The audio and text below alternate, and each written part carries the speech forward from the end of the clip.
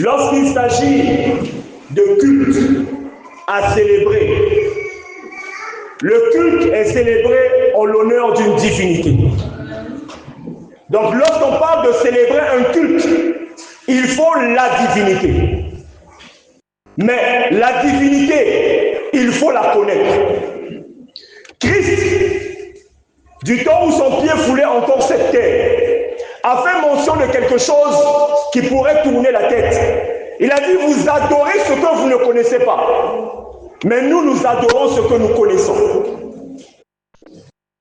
Nous nous sommes toujours posé cette question de savoir pourquoi certaines choses dans la Bible sont restées jusqu'à présent sans réponse et sans explication. Nous voyons dans le livre d'Hébreux, Hébreux 8, 5, là où on parle encore du culte. Certains célèbrent-ils un culte?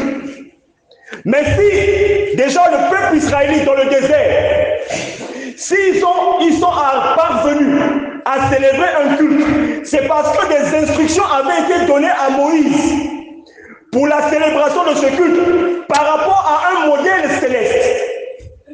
Là déjà nous arrivons à un problème. C'est que pour célébrer un culte, il faut nécessairement qu'il y ait quelqu'un qui ait reçu des instructions fermes, des instructions précises qui permettent le déroulement du culte. À plusieurs reprises dans la Bible, il est fait mention de certaines personnes pour pouvoir, par exemple, faire un holocauste.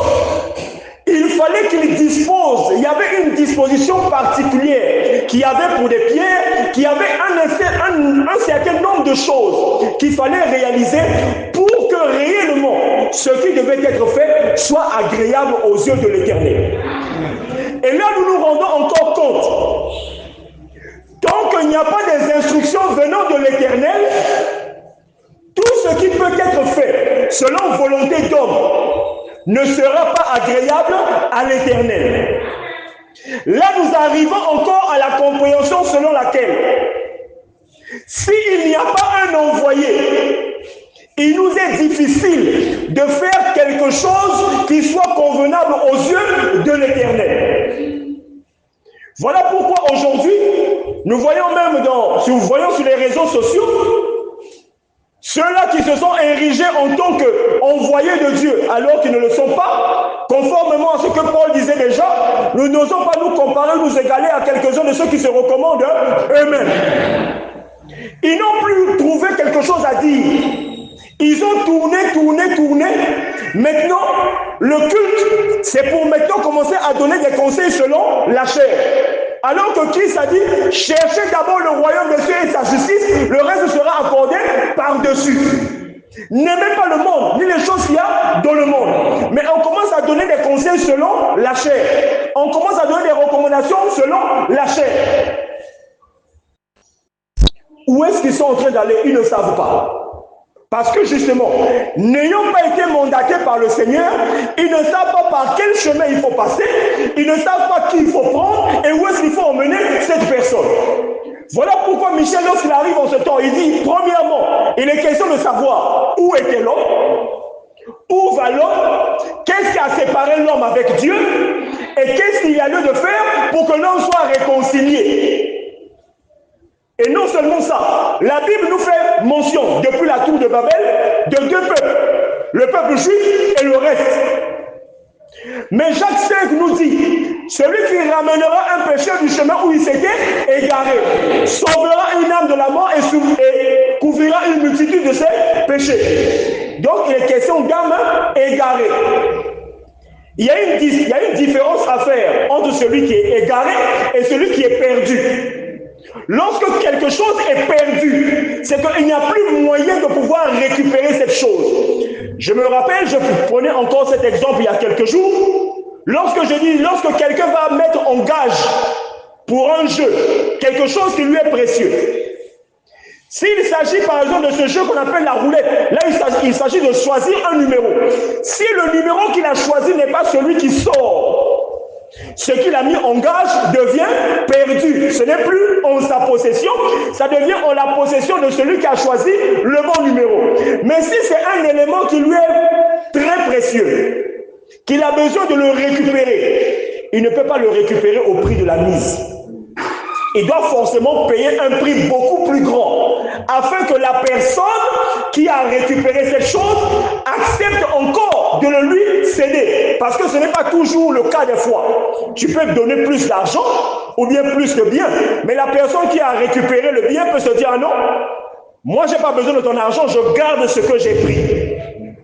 Nous voyons déjà, lorsque on se retrouve dans cette situation, nous comprenons pourquoi. La Bible dit, Christ entrant dans le monde dit, tu n'as voulu ni sacrifice et offrande pour le péché, mais tu m'as formé un corps pour faire, oh Dieu, ta volonté. Mais lorsqu'il arrive dans Matthieu 4, nous voyons comment, dans sa période de le désert, qu'on appelle le jeûne, c'est à la fin de cette période que Satan vient pour lui dire, si tu es fils de Dieu, ordonne à ces pierres de devenir du pain afin que tu manges. Pourquoi il n'est pas venu avant? Parce qu'au moment où la chair pourrait être affaiblie, il arrive à un moment pour proposer quoi? Les choses de la terre, afin que celui-ci, au lieu d'accomplir sa mission, qui est de présenter les choses d'en haut, on lui présente maintenant les choses de la terre. Voilà pourquoi Christ a dit, n'aimez pas le monde, ni les choses qu'il y a dans le monde. Et dans cette procédure, Christ, au premier abord, refuse. Il lui donne une bonne raison. L'homme ne se nourrirait pas seulement de pain, mais de toute parole qui sort de la bouche de l'Éternel. Satan l'emmène encore sur le haut du temple. Cette fois-ci, on lui propose quoi? Un verset biblique. Il dit saute, car il est écrit. Il donnera des ordres à ses anges à ton sujet, de peur que ton pied ne heurte contre une pierre. C'est la vérité. Quelqu'un pourra dire oui. Vous voyez, la Bible, c'est la parole de Dieu. En ce moment, celui qui dit à Jésus de sauter, ce n'est pas Dieu qui parle, c'est Satan qui parle. Amen. Et Jésus dit, tu ne tenteras pas le Seigneur, ton Dieu. Ça veut dire, c'est pas parce qu'on a dit qu'il est écrit, et voilà qu'on doit faire idiomatiquement ce qui est écrit. Parce que Michel nous dit, la parole doit être prêchée selon l'espace et le temps. Et en plus, la Bible, la parole de Dieu est scellée. Ce n'est pas n'importe qui peut l'interpréter. Si vous tombez entre les mains de quelqu'un qui ne comprend pas la parole, il va vous conduire sur un chemin tortueux au risque que vous fassiez très mal. Nous avons ce témoignage qui a quelqu'un parce qu'il a lu que voilà, Abraham, Dieu lui avait demandé son fils, il dit, ok, moi je vais avoir la foi d'Abraham. Pour cela, je dois faire comme Abraham, il a fait. Mais Abraham pour faire, c'est-à-dire pour chercher à donner son fils en sacrifice à la divinité, il a fallu que la divinité la lui réclame. Si le Seigneur ne lui avait pas réclamé son fils, il ne devait pas le faire. Mais lui, il décide par sa propre décision, parce qu'il a lu, je vais offrir mon fils en sacrifice. Le voilà qu'il emmène l'enfant quelque part, il attache l'enfant, il prend le couteau. Jusque-là, il n'y a pas de voix. Il commence à couper, le sang commence à sortir, il n'y a pas de voix. Alors que dans ce qui est écrit, nous savons qu'avant que le sang coule, la voix a dit, je sais maintenant que tu crains l'Éternel. Ne touche pas à l'enfant. Prends le bélier qui a pris ses cornes dans le buisson. Mais il commence à couper, rien ne se passe. Il a coupé, il a tué, l'enfant est mort. Le gars a été arrêté. Pourquoi? J'ai voulu avoir la foi d'Abraham. Comme il est écrit. C'est pas parce qu'on a écrit, tu ne sais pas pourquoi c'est écrit et qui est concerné par la situation. Voilà comment beaucoup sont en train de faire des erreurs. Et ces erreurs ne conduisent pas à la joie, ne conduisent pas à la paix, mais conduisent au malheur. Voilà pourquoi, déjà tout à l'heure, faisait cette différence, perdu et égaré. Et pour cela, même pour pouvoir récupérer les brebis perdues de la maison d'Israël, parce que Christ est d'abord venu vers les Israélites, il a fallu qu'il offre son corps, donc le corps de Jésus, en sacrifice, en y piégeant le maître du péché, le serpent ancien appelé diable et Satan, au travers de la coupe qu'il a pris. Donc, il n'était pas facile de pouvoir récupérer ce qui lui était avant propriété, il a fallu un sacrifice. Maintenant, pour ce qui est égaré, lorsqu'on parle d'égaré, c'est que quelqu'un est d'abord sur un chemin, le bon chemin. Mais maintenant, à un certain moment, il se retrouve sur un chemin inadapté. Qu'est-ce qui l'a emmené sur l'autre chemin? Au point où il se retrouve maintenant avec des descriptions qu'il ne connaît pas, avec des recommandations dont il n'a jamais entendu parler. Il pourrait se poser la question, suis-je toujours sur le bon chemin?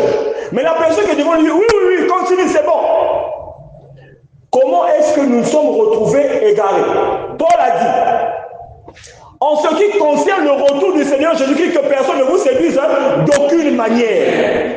Car il faut que l'apostasie soit arrivée auparavant. Donc ça veut dire que quelqu'un devait arriver avant que Christ ne revienne. Et lui, quand on parle d'apostasie, c'est le faux apôtre. Si on parle de faux apôtres, c'est qu'il y a de faux enseignements. S'il y a de faux enseignements, et pire encore, la Bible précise qu'il va se manifester par des prodiges et des miracles mensongers. Et voilà comment l'Esprit de Dieu qui travaille avec Paul chez les païens, lorsque Paul s'en va, voilà la sorcellerie maintenant qui commence à se manifester sous forme de copie. Il copie la manifestation du Saint-Esprit chez les païens. On voit maintenant, déjà avant même que Paul ne parte, il commençait déjà à constater qu'il y a quelque chose qui ne va pas. Comment est-ce que moi je suis en train de prêcher? Il y a quelqu'un là-bas qui est en train de dire Salomon Angé, die. Il dit, hey, l'affaire là c'est quoi? Il y a un autre là-bas qui dit il dit, mais c'est pas normal. Oh, je vois quelqu'un qui vient sur un arbre. Mais c'est pas normal, ça c'est un désordre. Normalement, quand l'Esprit de Dieu parle ici, les autres doivent attendre. Ah, de toute façon, les langues cesseront. Ah, mais les langues en question devaient cesser quand?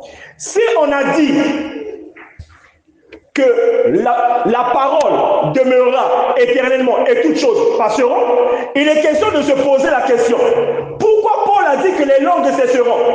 Si les langues, c'est Dieu, si les langues prennent leur source dans la divinité et que la divinité ne passera jamais, pourquoi Paul a dit les langues cesseront? C'est qu'il y avait quelque chose qui se passait devant les païens dont Paul n'avait pas la maîtrise.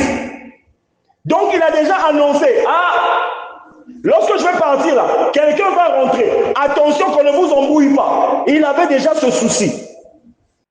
Mais lorsqu'il est parti, l'apostasie qui avait déjà commencé à se manifester est venue s'asseoir convenablement dans un fauteuil brillant. Et voilà comment progressivement, par de faux enseignements, par une fausse connaissance, a commencé à emmener ceux-là que Paul a réconciliés à Christ au travers de la prédication de la croix. Il les a emmenés sur un autre chemin d'où ils sont devenus égarés. Lorsqu'on parle de quelqu'un qui est égaré aujourd'hui, ce n'est pas une insulte.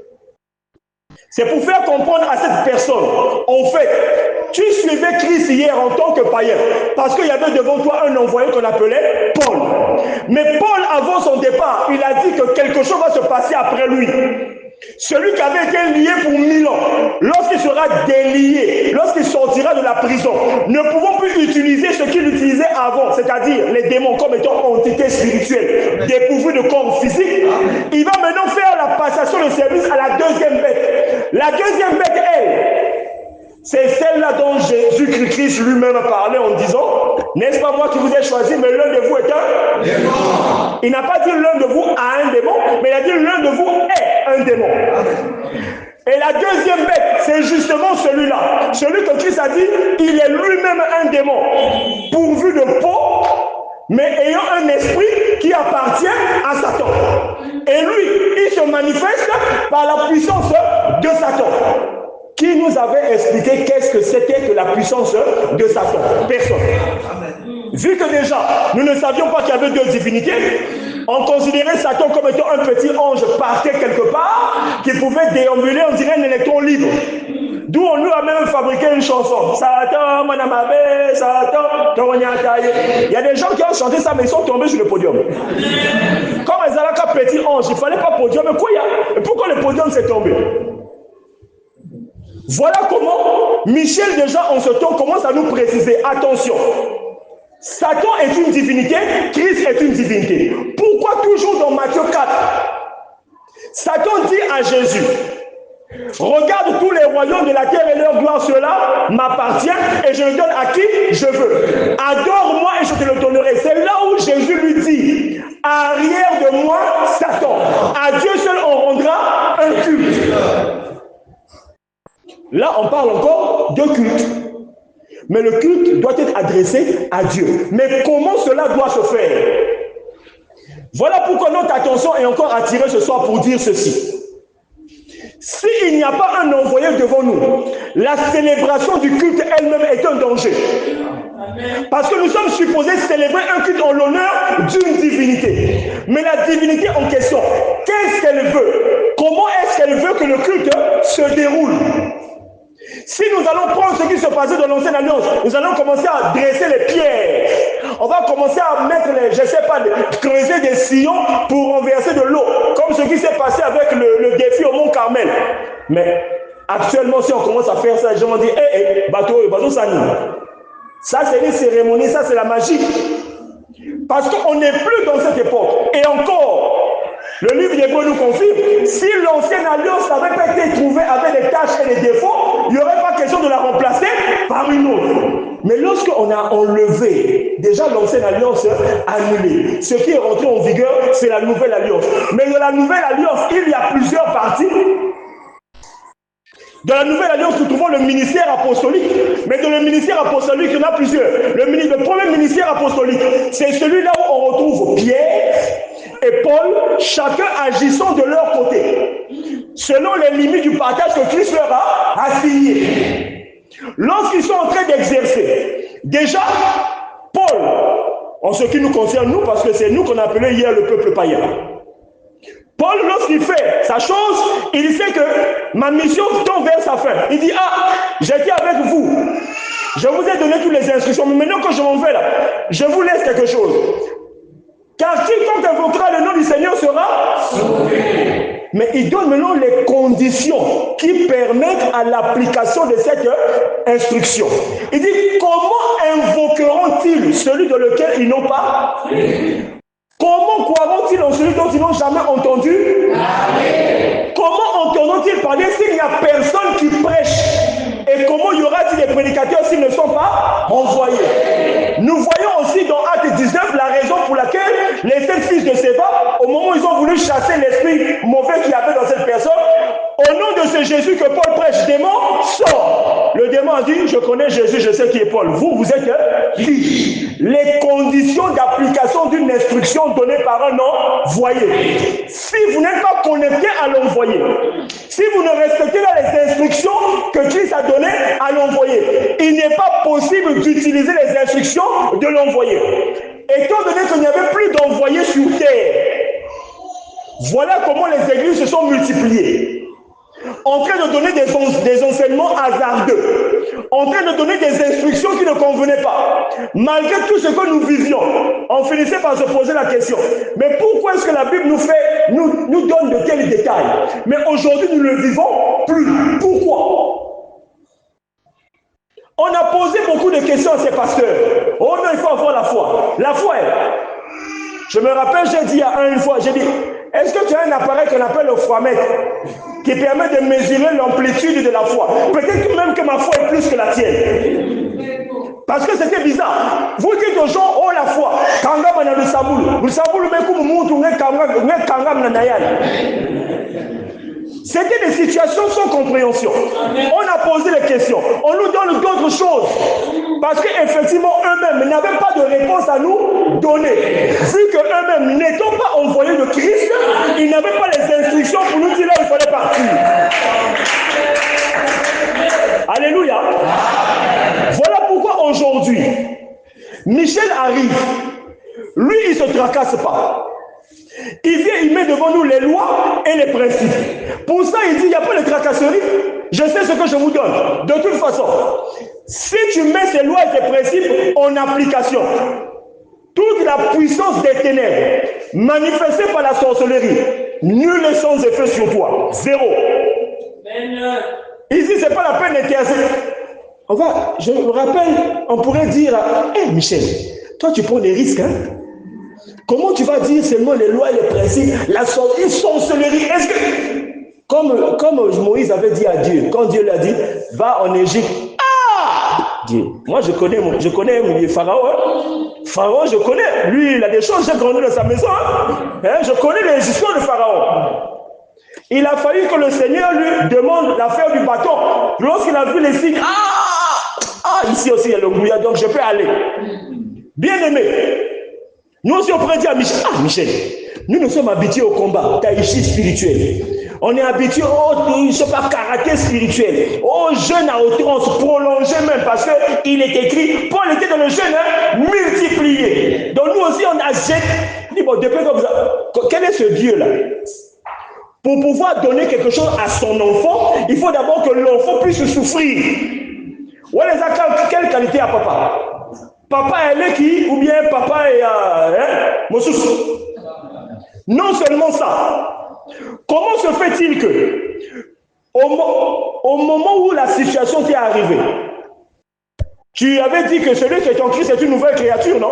Les choses anciennes sont passées, voici que toutes choses sont devenues nouvelles. Mais comment est-ce que Satan est venu pour t'enlever les maboutas si tu étais en Christ? Amen. Ça n'a pas de sens. Dans Deutéronome, on a dit, si tu obéis à la voix de l'Éternel, ton Dieu, tes ennemis viendront par un chemin, ils fuiront par sept chemins.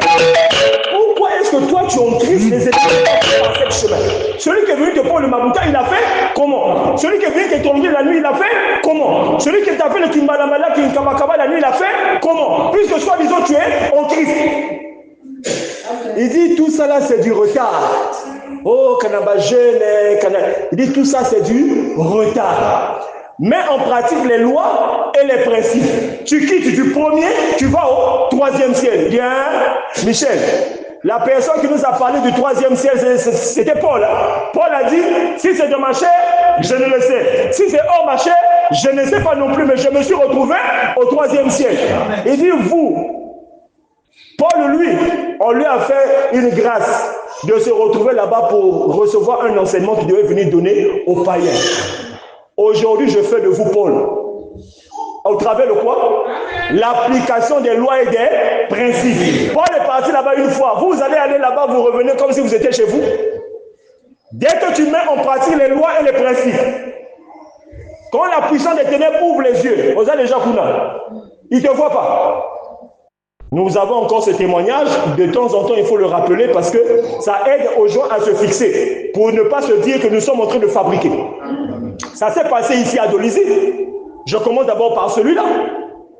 Là où cette femme, elle a toujours vécu des situations difficiles. Le jour où elle vient là, elle écoute le message, elle avait déjà un fil là, du monde parallèle. Hein? Ce qu'on tresse là, on attache là avec, je ne sais pas si c'est les morceaux de cola ou la ceinture. Elle a écouté, elle-même elle s'est sentie en elle que ces messages-là, ce que j'ai là, ça ne va pas. À lui, ciseau, taca, elle a coupé. Elle va dormir. Elle se dit, comme d'habitude, bon, je dors. Mais elle commence à rêver quoi? La personne qui venait l'oppresser tous les jours, dont elle ne voyait pas le visage, maintenant elle voit le visage. Le monsieur arrive. Il commence à chercher. Elle est assise sur son lit, sous la moustiquaire, elle regarde. Mais celui qui vient pour chercher, il est en train de chercher, il ne trouve pas. Où est-ce qu'elle se trouve à ce moment? Et où est-ce que lui, il se trouve à ce moment? Il tourne, il dit, il y a quelque chose qui ne va pas. Mais je vais laisser ici. Il va chercher un autre voisin. Si lui, il avait les charingas, l'autre va chercher, il va ouvrir les ringas. Toi, tu as plus de puissance, viens regarder un peu parce que je ne comprends pas. Je l'ai laissé ici, mais je ne la vois pas. L'autre arrive ici, il ouvre encore les yeux. Hein? Tu es sûr que tu l'as laissé ici? Mais elle était ici. Comment elle est assise sur le lit? Dans la moustiquaire. Elle se voit bien que je suis sur le lit, dans la moustiquaire. Je suis en train de voir les gens et même leur identité, je les reconnais. Mais comment est-ce qu'ils ne me voient pas? Mais où est-ce que je suis à ce moment-là? D'où l'un de va sortir. Ah, elle ne prie plus à catholique. Ah, alléluia. Pourquoi il a dit elle ne prie plus à catholique? C'est que ceux qui sont nantis de la puissance des ténèbres, ils sont conscients qu'à catholique, il n'y a pas d'envoyé. À mission, il n'y a pas d'envoyé. À Kibongis, il n'y a pas d'envoyé. Il y a d'envoyé nulle part. Par l'Assemblée chrétienne d'évangélisation.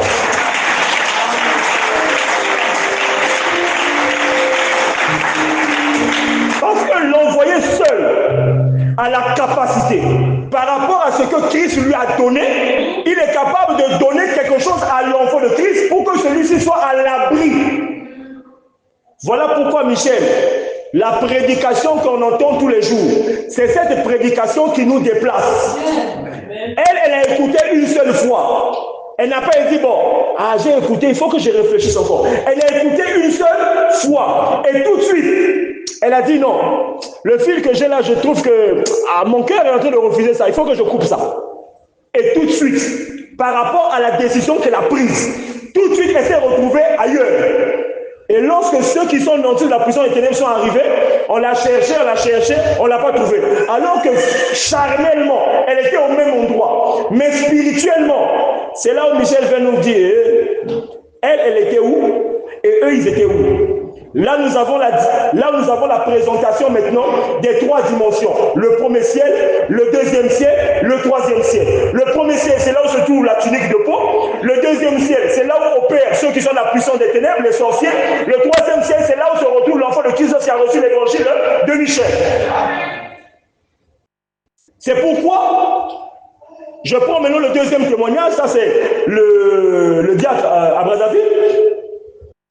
Lui aussi, il finit une journée de travail. Il va pour dormir. Il est réveillé par un bruit. Lui, il se dit qu'il s'est réveillé. Il est sur son lit. Il y a un animal bizarre qui rentre en train de grogner, en train de chercher dans la chambre, il est où? Donc cet animal avait été mandaté pour pouvoir le supprimer. Il tourne dans la chambre, il tourne, l'animal ne le voit pas. Lui, il est assis sur le lit, il regarde. Jusqu'à ce que l'animal ressort. Il dit, oh. Mais je suis ici, comment est-ce qu'il ne m'a pas vu? Lui aussi se posait la question, comment il ne m'a pas vu? C'est là où maintenant, le vrai réveil arrive. Il se rend compte que c'était le pongué. Mais attends. Mais quelque chose est rentré sinon. Mais comment la chose en question m'a cherché, ne m'a pas vu? Pareil avec le témoignage que je venais de donner précédemment. Amen. La personne, soi-disant, se réveille, mais en train de constater que quelque chose le cherche, mais ne le voit pas. Mais lui, il est là, il voit. La démonstration de ce que Michel dit. Je fais de vous Paul. Paul est allé là-bas une seule fois. Vous allez là-bas tout le temps. Le premier ciel, votre tunique de peau. Les sorciers n'ont pas besoin de la tunique de peau. Ça ne leur fait rien. Ça leur est d'aucune utilité. Ce qui est important pour eux, c'est le corps formé. Or, lorsque tu reçois l'évangile de Michel, tu changes de dimension. Quand tu ouvres les yeux, on ne te voit pas. Donc au deuxième ciel, là où ils opèrent, on ne te voit pas.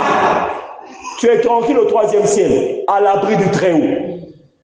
C'est pourquoi, bien aimé de le Seigneur, je disais tout à l'heure, la célébration du culte doit être quelque chose dont nous devons avoir peur.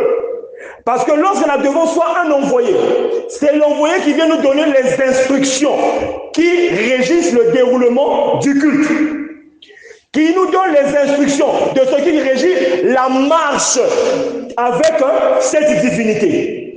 Et lorsqu'on met tout cela en pratique, nous vivons, pas le lendemain, pas un mois après, pas l'année suivante, mais nous vivons au niveau de notre détermination, au niveau de notre compréhension, au niveau de ce que nous avons compris. Si c'est immédiatement que nous avons pris la décision, la chose se manifeste immédiatement.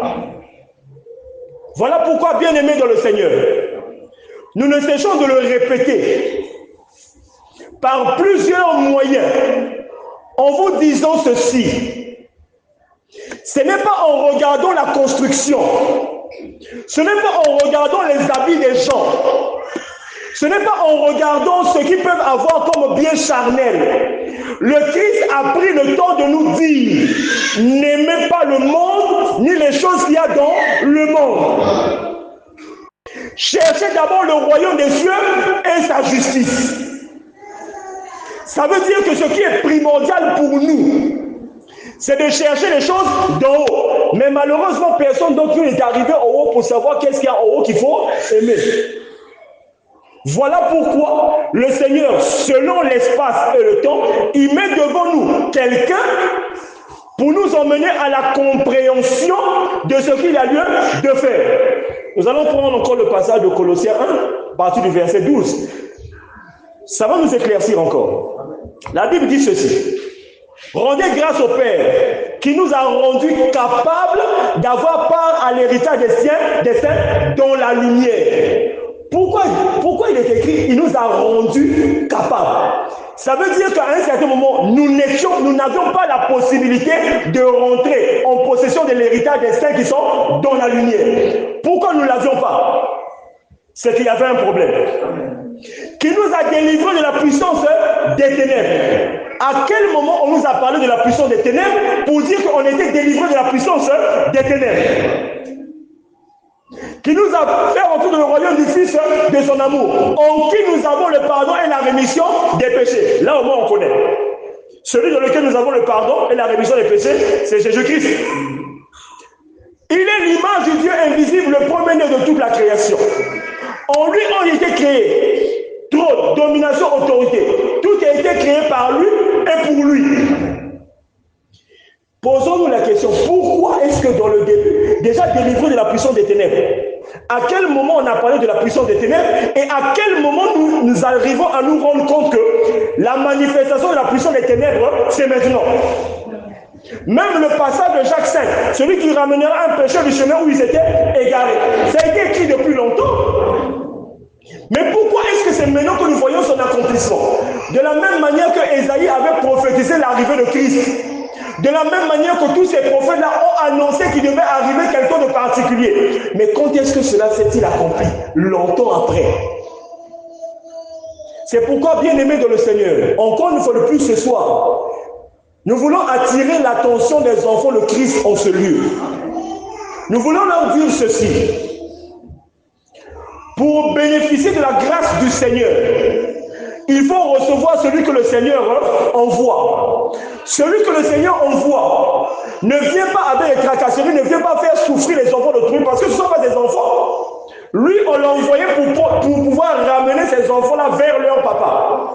Donc, il n'a pas intérêt à faire souffrir ses enfants. Mais pourquoi ceux-là nous ont fait souffrir? Avec les jeux, avec les travaux. Si tu n'as pas d'argent, on ne prie pas pour toi. Si tu n'emmènes pas l'argent, on ne te donne pas ceci. Pourquoi on nous a fait ça? C'est qu'eux, ils n'étaient pas mandatés par papa. Maintenant que nous trouvons celui qui est mandaté par papa, il y a des gens qui sont en train de raisonner, est-ce qu'il y a solo? Mais bien aimé dans le Seigneur, sans pour autant aller loin, posons-nous la question la plus bête. Le gars, il dit, ici, on ne jeûne pas. Ici, il n'y a pas de combat spirituel. Ici, il n'y a pas il n'y a rien. Tu écoutes seulement la parole. Bon, lui qui dit ça, il n'est pas conscient qu'il prend des risques. Si toi, tu mets ces choses en pratique et que malgré ça, tu meurs, qu'est-ce qui va se passer? Ce n'est pas lui qui va avoir des problèmes. Amen. Mais lui, il te dit, je sais ce que je vous dis. Amen. Je sais ce que je vous donne. Quand tu prends, et il parle de la sorcellerie, il dit, c'est le niveau le plus bas. Bien aimé dans le Seigneur. Alléluia. Amen. Qui est arrivé devant le sorcier de sa famille, ceinture noire, 20e degré de sorcellerie? Il dit, yo, c'est le niveau le plus bas. Et demain, tu es resté vivant. Hein? Michel, il vient au micro. Il dit, la sorcellerie, c'est le niveau le plus bas. Ça fait 34 ans qu'il enseigne, il est toujours là. Mais donc, on peut se poser la question, mais il parle de ça, il ne meurt pas. Ah donc c'est sûr que c'est le gars, il faut le suivre. Parce que lui, il sait ce qu'il a, là où la sorcellerie ne peut pas le toucher. Donc tant que je suis derrière lui, je suis à l'abri. Bien aimé de le Seigneur, une démonstration banale, niveau CP1. Si tu sais que celui qui est devant toi, il n'a pas peur du chien, qu'est-ce qu'on fait? Moi, je reste derrière lui. Comme lui, il n'a pas peur du chien, c'est que le bois, il n'a pas de mort. Tant que je suis derrière lui, je sais que le bois ne va pas. Bon, maintenant, pourquoi les gens raisonnent en disant est-ce qu'il y a vrai, ça, c'est un solo? Mais Michel est authentique, puisque ce que tu as peur là, que tu hésites de parler de ça au grand jour, parce que tu sais que si tu prononces son nom, il va t'appeler pour dire que tu as parlé de moi, pourquoi? Les yeux de l'un de l'autre. Ezala nase ya mbeto, ezala nase ya mesa, ezala au côté. Il te voit. Michel dit, quand tu mets en pratique les lois et les principes, tu pars du premier au troisième ciel. Quand tu arrives au troisième ciel là, invisible au radar. Même Satan 2, on peut le voir, mais lui, toi là, on ne te voit plus. Mais si tu arrives à cette compréhension, bien-aimé de le Seigneur ne raisonne pas. Aujourd'hui, tu ne comprends pas. Marche seulement. Comment est-ce que Michel n'a pas peur du chien? Pour le moment, je ne comprends pas. Moi, je reste d'abord derrière lui. Michel, tu marches, je te suis. Amen. Tu t'arrêtes, je m'arrête. Si tu vires, moi aussi je vire.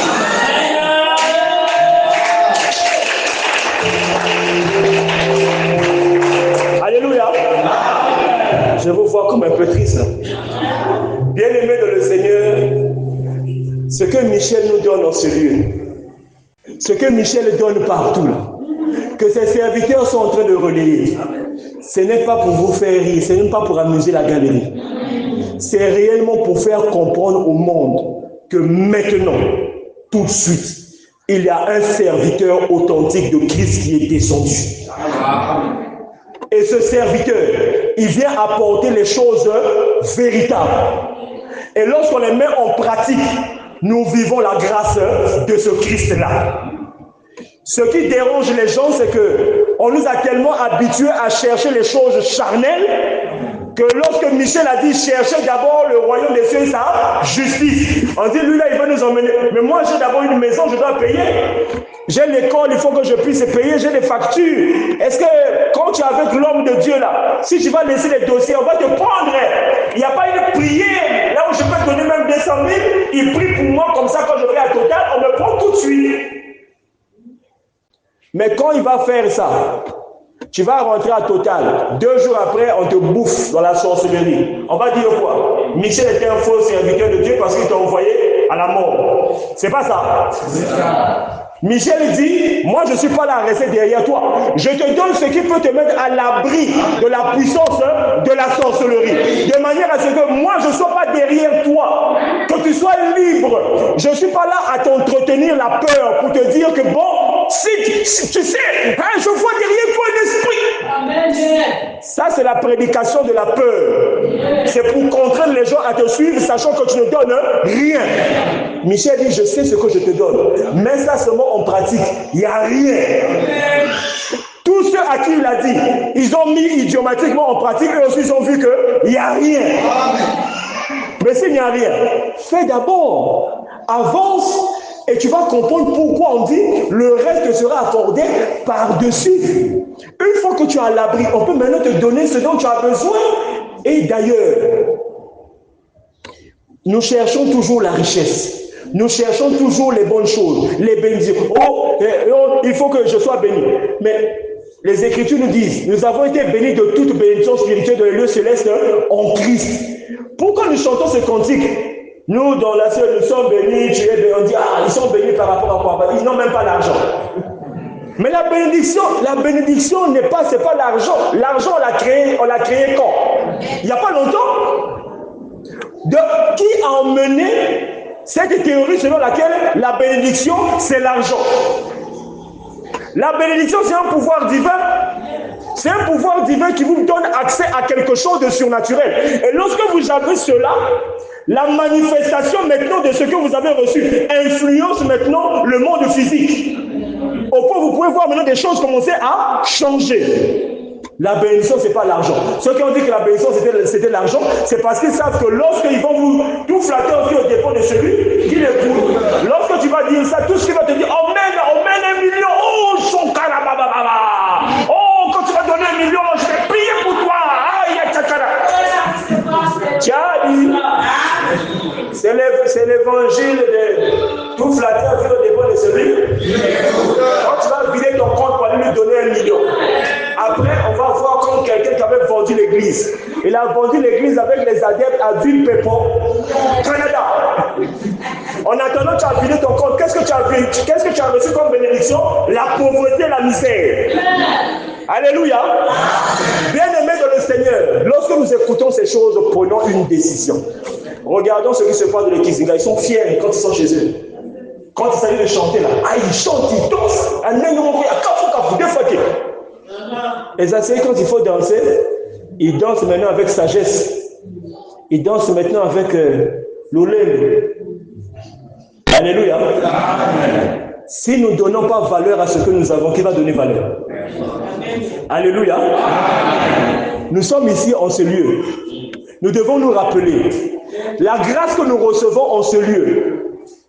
Tout ce que nous apprenons, nous devons nous rappeler que la promesse qui a été donnée dans Jacques 5, ça nous appartient. C'est maintenant que ça s'accomplit. Ça veut dire que tant que nous faisons un effort de ramener les âmes égarées, bien-aimées dans le Seigneur, nous ne savons pas la quantité de bénédictions qui va nous suivre. Et rappelons-nous aussi, en ce lieu, beaucoup sont en train d'œuvrer dans l'ombre pour que l'Assemblée chrétienne d'évangélisation épouse de Christ à Indonésie puisse fermer. Ça, je vous donne cette information. Il y a des gens qui œuvrent pour que cette œuvre-là ferme, surtout ici. Pourquoi? C'est parce que c'est ici que ça a commencé. Donc, ceux qui sont ici savent qui est celui qui a prêché ici pendant plus de 30 ans. C'est pourquoi, bien-aimé de le Seigneur, tu dois donner la valeur toi-même à ce que tu as. Amen. Tu dois donner la valeur à ce que tu sais. Tu dois donner la valeur à ce que tu entends. De manière à ce que ceux-là qui veulent déstabiliser, qu'ils aient le Sony. Le Sony. Parce que nous sommes enfants de Michel, nous avons reçu la vérité qui nous a franchis, et désormais nous marchons quelques autres patries de mais ceux qui sont dans l'église, eux dans l'église, quand ils marchent la tête basse, partie de l'entrée, en l'opinion se bat.